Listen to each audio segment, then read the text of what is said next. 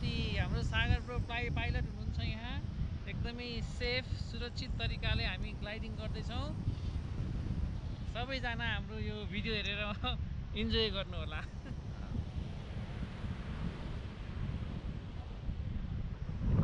यो सिट पनि एकदमै मजाको छ, कम्फर्टेबल, एकदमै मजाको सिट छ।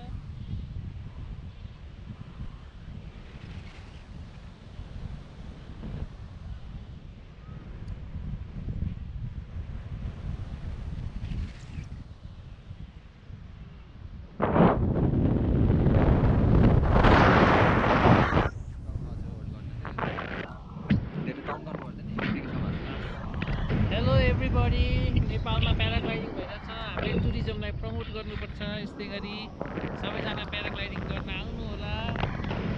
यो सेफ छ, देखे जस्तो आकाशमा उडे जस्तो हेर्दा डर लाग्दो हुन्छ, तर एकदमै सुरक्षित, कम्फर्टेबल, घरकै चेयरमा बसे जस्तो लाग्यो मलाई चाहिँ।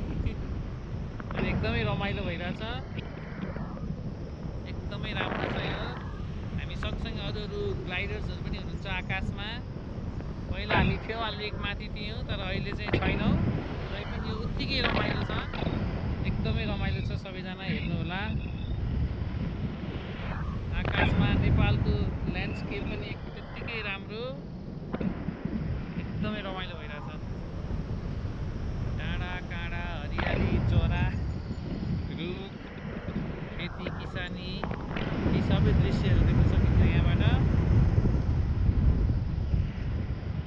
प्याराग्लाइडिङ, प्यारासुट लिएर हावामा ग्लाइड गर्ने, बाइक चढेको जस्तै हुने रहेछ है। बाइक चढे जस्तै भइरहेछ है, एकदमै रमाइलो। यस पछाडि अब अरू एडभेन्चर गर्न पनि मलाई हिम्मत आइरहेको छ। आज मेरो यो फर्स्ट एडभेन्चर्स काम थियो, एकदमै रमाइलो भइरहेछ।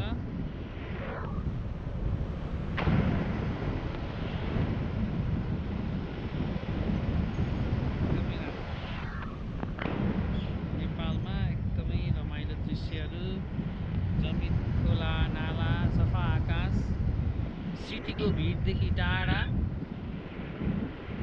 स्वच्छ वातावरण, शान्त वातावरणमा प्याराग्लाइडिङ। यो सारङकोटमै छ। पहिला हुने साइडबाट चाहिँ अलिकति फरक अर्कोतिर सरेको छ। हुन त पहिला पनि त्यहाँ हुन्थ्यो अरे।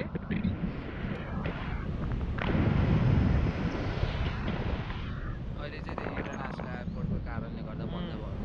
अहिले चाहिँ नयाँ एयरपोर्ट बनेको भएर बन्द भएको छ, तर त्यो सबैको सुरक्षाको लागि हो, त्यसैले त्यो राम्रै डिसिजन हो। तर पनि हामी यो प्याराग्लाइडिङ चाहिँ अर्को साइडबाट कन्टिन्यू गरिरहेछौँ। सुरुमा माथि हामी डाँडाको टुप्पामा गएर यो ग्लाइडर सँगसँगै हाम फाल्छौँ। त्यस पछाडि तल हावाको बेगसँगै यताउता गर्दै तल